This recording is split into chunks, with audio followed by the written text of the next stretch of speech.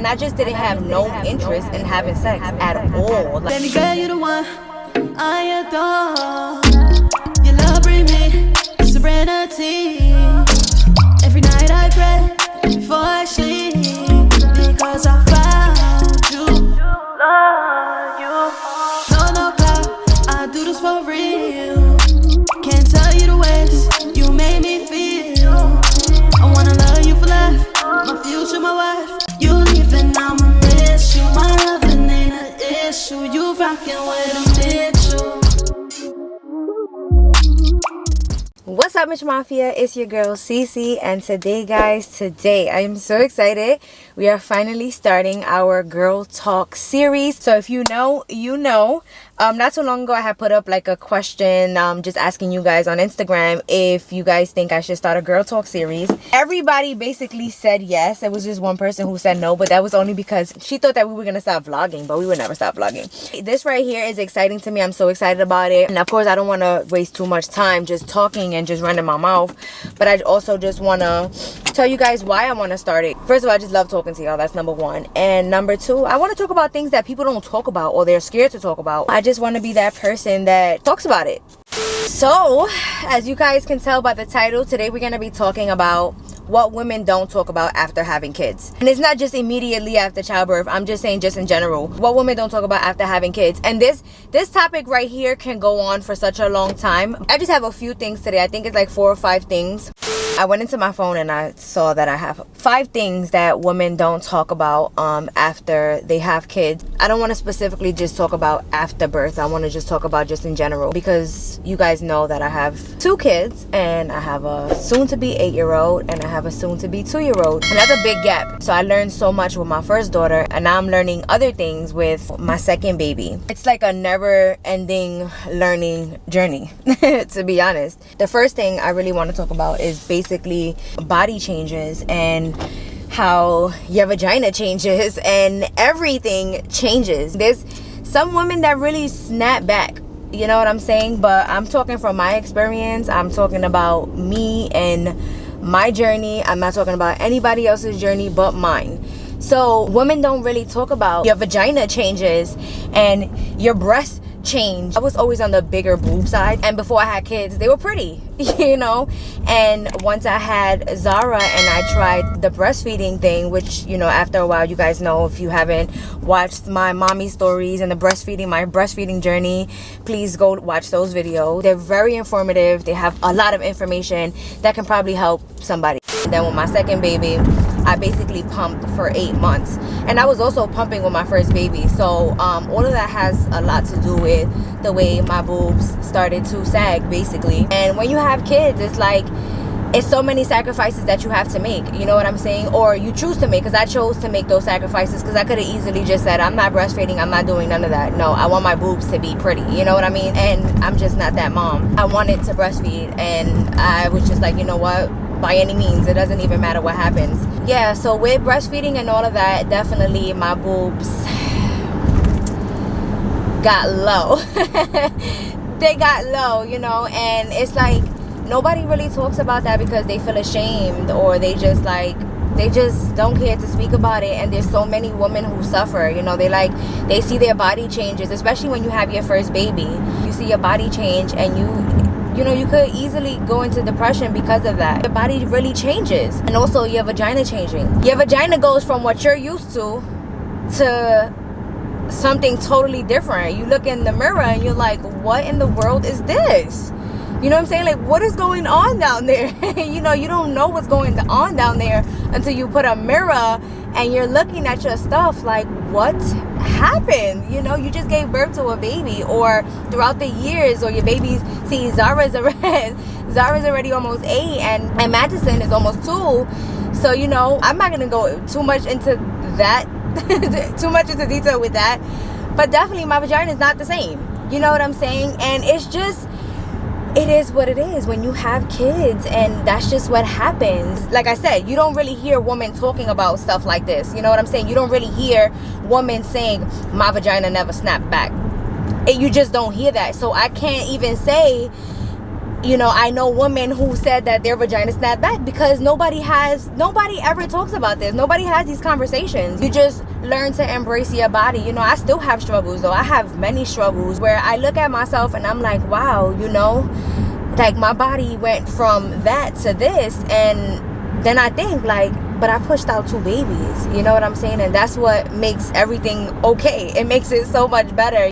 This one right here is so important because literally I have never heard women talk about this. And you ladies might have heard this conversation before, but sorry guys, I'm under a tunnel.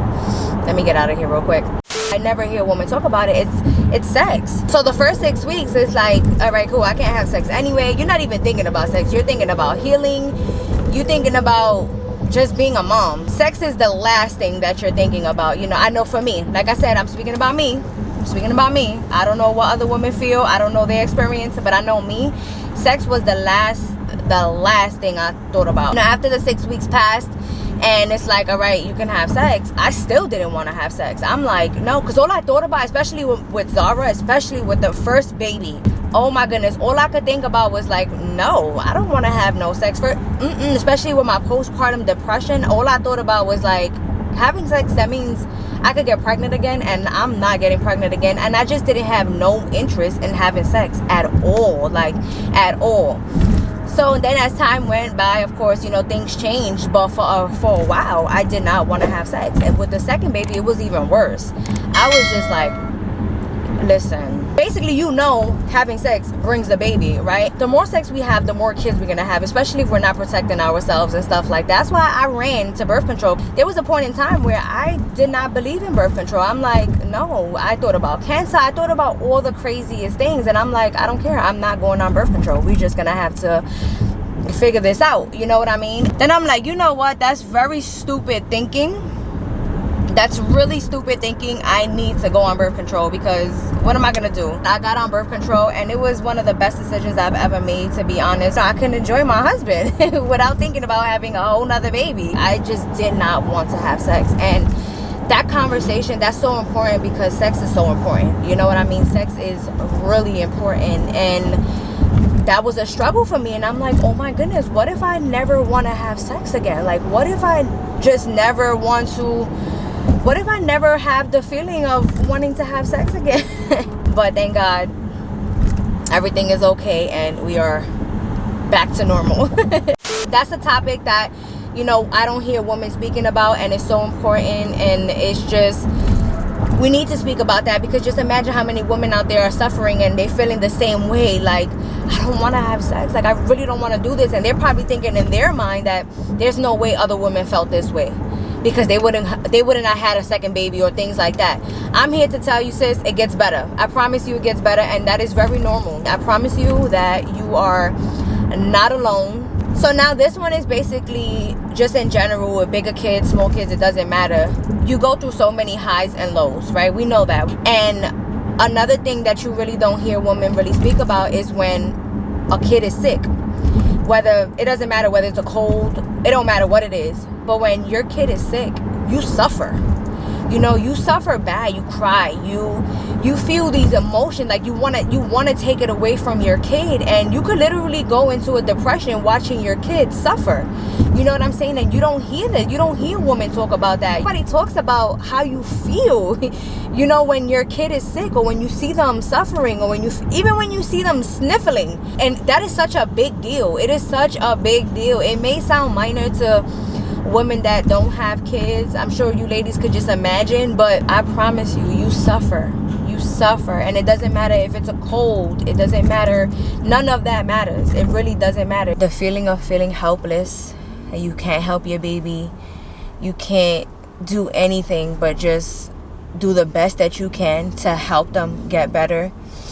It's hard. It's so crazy. It's so deep. I feel like we should talk about that more. Just your mental alone when having kids needs to be protected. It really needs to be protected, because, oh man, it's hard. It's so hard being a mom. So rewarding, but it's so hard. And like I said, it doesn't matter if they have a cold. It don't matter what they're feeling. Forget it if they have a fever. You're going crazy because you're like, oh my God, what's wrong? You know, fever means infection and something is wrong. And you start panicking like this. You know what I'm saying? You start going crazy. And you're like, oh my God, like what? You know, you don't know what to do. You don't know what to do. So I'm here to tell you, moms, that you're strong and you are doing the best that you can. You are great.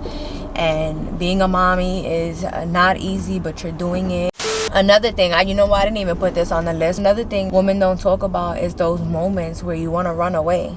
That you want to run away from your kids, from your life. Basically, you just want to run away because it's so much. And you know what's crazy? Let me tell you guys. I went through postpartum depression with Zara for a long time. You know, if you watch our videos, you know I've expressed this many times, and I've never felt the way I feel. I mean, I felt this way, but it's a lot with Mattison, because Mattison is such a different baby. I love her so much. I love her life. That's my baby. That's my baby. I love her so much. But she's different from Zara, you know, and she's a lot to deal with. You know, she's a good baby, don't get me wrong, but she's a lot to deal with. But I know with this baby, more than ever, I have those moments where I just want to shut down. The amount of anxiety Mattison gives me, it's crazy, because we could just be getting ready for our day and she could be whining and just non-stop whining, and I don't want to do anything because my anxiety is out the roof and I don't even know what to do. And I give her a bottle, I give her this, and these are just examples, and nothing is helping her. She just wants to cry because she just wants to cry. And it's like, oh my God, I just want to go and run or go inside somewhere and just lock the door and just scream out crying. Like I'm about to cry right now. It's just, I literally want to cry right now, because that feeling of just wanting to just run away from it all. And then, oh my goodness, forget if you're married, you know what I'm saying? And you just have your partner that's driving you crazy, and then you have the kids driving you crazy, and you literally just want to shut down from the world. You know, so I know that feeling so well. And that's another thing women don't really talk about, because it's just like they're thinking, because I used to think like, okay, what can you do to help me? Like what you're feeling. Somebody's calling me from New Jersey. Who the heck is this? Hello? Hi, this is Amy, and I'm giving you a call from the dealer's. Girl, please. I don't even know what I was saying. I'm just so tired of these scam calls. Women don't really talk about shutting down, you know? And if they do, I haven't heard it. You don't really find videos like this because people are ashamed to speak about it, or people just don't want to talk about it because they're just like, whatever, you know, I'm just going to get through it. It is what it is. No, we need to really speak about things like this, because you never know. You never know what woman right now is ready to freaking jump off of a roof because her kids are driving her crazy, you know, and she's thinking she's in this alone, you know. So hit up your mommy friends and write to them and ask them how they're doing. How's their mental? You know, how's their mental? What's going on? Like, what could you do to be a better friend? Anything, you know what I mean? Just reach out, because you never know what she's going through. And no matter if she's living on Instagram and her life looks like it's perfect, 99% of the time, people that live their life on social media like they're perfect, we already know that they're not. And you know, they're probably going through the most, and you will never know because it looks so good on social media, you know. But I'm telling you, reach out to them, because we know, you know, we know as moms that it's real out here. It's real out here, you know. So that's another thing. And then I think I have another one. Let me see, I'll tell y'all right now. The highs and the lows. And this is the last one, because I'm rambling, I'm running my mouth. This is why I really wanted to start the Girl Talk series, because I want to talk about things that women don't talk about. And I know that so many of you could relate to everything that I'm saying right now. And if you can't, leave that in the comment section below. Let me know, tell me, because like I said, I want to talk back. I want to do this. Like, this is so important to me, because I'm that mom, right? I'm that wife. I look for things that's gonna help me be a better mom, because I need help. And when I'm looking for things and I can't find it, I could go through it and then I'm just like, all right, I need to talk about it. You know what I'm saying? That's just me. Like, I want to talk about this because this is so important, and I know there's another woman out there that's going through this, so we need to talk about it, right? This one right here is so important because friendships are important, right? This was a hard pill to swallow for me, to be honest. Friendships do change, and y'all could be the bestest friends ever, but friendships do change. Things that you used to do, you cannot do anymore, you know, or you don't want to do it anymore. So there's just certain friendships that you have to be like, yo, you know, I'm not about that life no more. I love you, but I can't do that no more. Or just either they change for the worse or they change for the better. Your life changes when you get married, when you have kids, and your life really changes. At one point of our lives, we're all about our friends. We love our friends, and we just want to be with our friends, and we want to hang out, and we want to do this, and we want to do that. And then there's some friends that can handle that, and then there's some friends that can't. Like, you have friends that just like, yo, you can never do nothing. Like, you don't do nothing with us no more. You don't do nothing with me no more. Alright guys, so the battery died, and I was already close to home, so I was like, you know what, let me just go upstairs and I'll just start filming once I settle in. So that's what I'm doing now. I was trying to remember where I had left off at. Then I'm like, okay, I was talking about friendships. See, in friendships, you could grow separately without growing apart, especially with friends that don't have kids.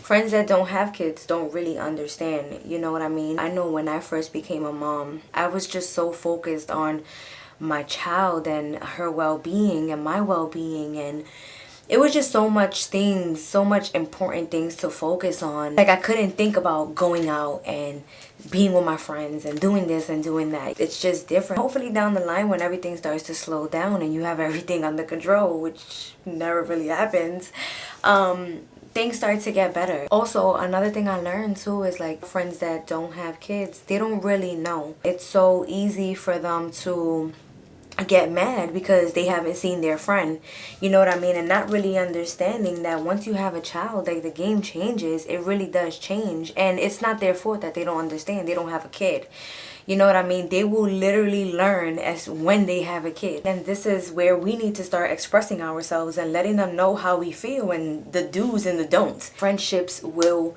change, and women don't talk about that, you know. They hold that in. I never had a conversation with my friends like, yo, our friendship has really changed. Like, us women, we could take that hard, you know. I know I have, because I love my friends, you know, and I feel like all my friends have kids now. It's a few that don't. Even the ones that don't have kids, they always reaching out to me, asking me how's the kids and how's all of that. But we don't hang out, you know what I mean? I barely hang out, you know, because all my friends are busy. They're moms. So when we can link up, we do, even though it's like probably like once a year. But we do, because that's also really needed too. Friendships need dates too. Date nights and brunch and things like that to unwind and have girl talk, because that's so important, and it's healthy, you know what I'm saying? It's so healthy and much needed, that's for sure, because sometimes I go crazy. Yeah, and that's pretty much it. I guess the reality is that friendships will change. And like I said, a lot of friendships grow separate but never apart. You don't lose real friends, but it is possible to grow apart, and that's okay too. And yeah, that's it guys. I'm about to wrap this up. I really enjoyed doing this video. I pray that I wasn't all over the place, especially I was driving and then focused on the road and everything, because that's also really dangerous too. I really do hope that you guys enjoyed this. I'm really looking forward to the next Girl Talk series. I love you guys. Don't forget to hit that like button, subscribe, comment, share, all that good stuff. Don't forget to hashtag PNG and the Mitchells for a chance to be featured in our next video, and I will see you in the next Girl Talk series. Baby girl, you the one I adore. Your love bring me serenity. Every night I pray before I sleep, because I found you. Love you. No cloud, I do this for real. Can't tell you the ways you made me feel. I wanna love you for life, my future, my wife. You leaving, I'ma miss you. My loving ain't an issue. You rockin' with 'em.